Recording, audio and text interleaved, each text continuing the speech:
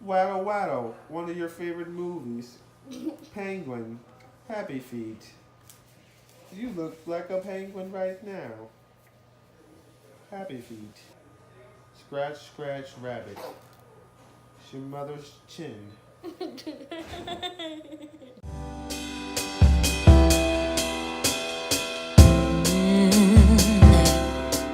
Oh, I'm slipping away, so don't let me go. Nah, nah, nah, nah. I'm all up in that love haze. So where do we go now? Nah? Just let me know that I am safe here in your arms. I wanna stay, stay. Hi, welcome to another week of Mama and Minnie with myself and Iman. This week we're going to talk about breastfeeding.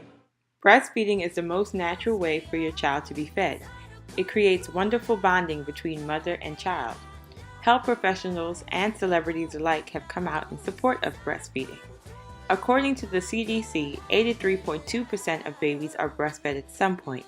However, many of these babies are not getting breastfed for the recommended time period of about a year due to multiple factors like latching problems and crazy work schedules. When I found out I was pregnant, it wasn't really a question of whether or not I would breastfeed. My mom breastfed my 5 siblings and I came from a very pro breastfeeding um, household, so I always knew that I would breastfeed, and I thought breast was best, and I thought, oh, it's the natural way, so what's the question?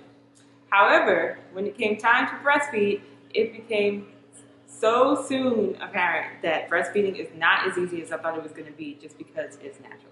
It's hard, it's frustrating. I didn't know if I was going to make it, and yeah, I wanted to cry a lot of times. So I thought, why not do a video teaching breastfeeding tips? Because now we're doing pretty good at breastfeeding.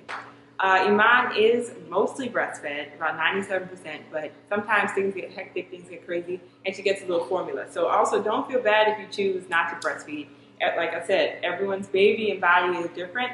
I'm not a lactation specialist, I'm not a doctor, but this is just what works for me and tips that made it easier for me. Because I ended up seeing tons of lactation specialists and getting different advice, and this was all the advice that made it easier for me to breastfeed. Cool. So as you can see, she's getting fussy and hungry, so let's try to do this. So the first thing you need to have when you're breastfeeding, well, two things. One is a bottle of water. The baby gets everything you're consuming, so that's why you can't drink alcohol. Everything you're eating and drinking is what your baby will be eating and drinking if you're exclusively breastfeeding or supplementing and breastfeeding. They'll be getting everything you eat and drink. Water helps your milk come down easier. For me, like even when times I find myself pumping, if I make sure I drink water, I can see the milk comes down faster while I'm pumping, stuff like that. So that's kind of cool. So make sure you have water. It's also, it just keeps you hydrated because sometimes if I don't have anything to drink while I'm breastfeeding, when she first latches on and starts sucking, I feel just a little bit nauseous. But if I make sure I drink something, then I'm normally fine. You also want to make sure that you have a pillow. This is for the baby and for you because it gives the baby support. It also supports your arms because breastfeeding can be very taxing on your arms and your back. So you want to make sure you have something to rest your arms on and stuff because you don't want to just be holding up your baby the whole time, especially if your baby is chunky and cute.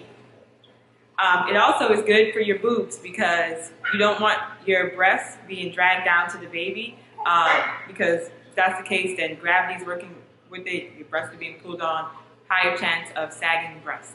And nobody wants that, so you want to bring the baby up to your breast rather than your breast down to the baby. Next, you need to work on your positioning. So there's tons of different positions that you can hold baby in. Yeah, you're smiling. You want to smile? No? Okay. Well, there's tons of different positions that you can hold baby in, like the football cradle. You can lay down with baby and feed them. The one that's easiest for me, and I think most helpful when they're newborns, is laying the baby across your stomach, like so. So you make sure the baby is faced towards you. She's looking all around now and everything, and you hold their head and make sure the head's faced towards you too. It's really easy before they get this big and they can't really maneuver that much themselves. But you want your baby's stomach laying across your chest, right underneath your breast, because it's good. It's really good also if they're naked and you get skin-to-skin contact because that helps with bonding. But it's also good because it just keeps them focused. It's easier for them to get to, And you want their head and body to be all in one direction because you don't want them having to turn and like making a harder pathway for the milk to flow. Next, once baby's in position and everything, you kind of want to help them out. So you want to make sure you're grabbing the back of the baby's head. You want to be careful with this because obviously their neck and stuff, they can't really hold it up all the way that well by themselves. But you do want to help them get on the breast once it's time to latch. So you grip the back of their head, and then you use a little technique for latching. You want to make sure that the baby's mouth is wide open, right? When you put your breast in. Because if not, they might latch down on your nipple, which will hurt a lot. And it's not pleasant, and it also is not pleasant, they don't get milk that way. Like the amount of milk they get is limited if they're latching down the nipple because they're closing the hole that needs to be open. So what you want to do is, I'll demonstrate with this. This is my pretend nipple. You want to take your nipple and drag it across their nose and the top of their lip, right? Sometimes a little milk will be coming out of your nipple, and that's good. You drag it across their nose and top of their lip because then they open their mouth really wide. And when they open their mouth wide, you pop their head onto your nipple. So she's not letting me do it because she's being really fussy right now, and she's got a little strength, so she thinks she's running things. But when she was younger, it was very easy. You hold the back of her head, you drag your nipple across the top of her lip or her nose. She opens up, you want them to do open up. And then you pop the nipple into their mouth, and you take the back of their head and kind of put it on. So they get on there nice and latched tight. And you see, you don't want them on the edge of the nipple like this because that's when they don't get as much milk as they need and it's painful for you. You want to make sure that the nipple goes down and they got the whole nipple in their mouth. That's a good latch. You know that your latch is done properly when you can hear them drinking and it's not painful for you. And don't be afraid if the latch is not done properly to take your nipple out and do it again. Because at the end of the day, it will save you a lot of pain and it will save both of you a lot of frustration if you just take them out and relatch them rather than just trying to bear through it because it won't be good for either one of you. When your baby first starts eating, sometimes you want to help them out. If your baby's like mine, she's impatient. If milk isn't in her mouth the second that she starts, then she starts getting angry.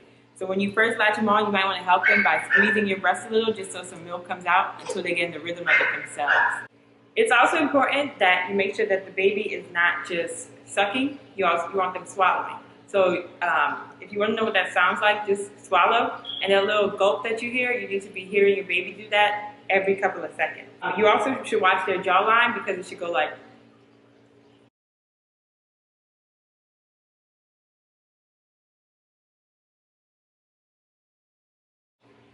So once they're eating, once they're latching and you hear them swallowing and taking that milk in, good, you're on the roll. And you just relax and let them eat for as long as they want to eat. You'll know your baby is finished eating when they start pulling their head back from the breast. They start closing their mouth. Sometimes they'll fall asleep. All of that is fine. You listen to your baby. They know when they're not hungry anymore. One exception, sometimes the baby will get really, really fidgety and jumpy and start pulling off the breast and then going back, pulling off the nipple, going back. That probably means that your baby has gas. Or as they say in England, they have wind. My mom's English, and I just thought that always sounded better. So your baby has wind, and you need to wind them. You need to break up that feeding and make sure that they get that gas up, which she does not like to be burped. Right? You make sure they get the gas up, because if you don't, then it will just be a very anxious, fidgety, not fulfilling feed. You need to make sure that you get it out of there, because otherwise the baby will be uncomfortable the entire time. But yeah, if your baby falls asleep while eating, normally that's fine, unless your baby's just a very light eater or underweight. Then you can always wake them up by kind of playing with their neck some, squeezing your breast to help them out, or just jiggling your breast in their mouth, and normally they'll wake back up. Good job, baby. That was a nice good one. Normally they'll wake back up and start eating again. But yeah, just listen to your baby, follow your instincts. It's not easy, but it's worth it. Do not give up, because breastfeeding is a wonderful time for bonding and creating a sense of security between you and your baby. If you find that you need more help breastfeeding, There are several wonderful resources that can help you. There's online materials and there's also in-person materials. There are lactation hotlines and lactation specialists who you can go see. Many hospitals and pediatricians offices and doctors have lactation specialists. So I will be including at the end a list of resources to help moms who are having trouble breastfeeding but really don't want to give up on it. There will be links for you at the end to check out. Also, there's support groups. There's mom support group for people with breastfeeding, which can be very helpful if you're feeling very stressed about it or insecure about it. But the important thing is just not to give up. Thanks for tuning in. We'll see you next week.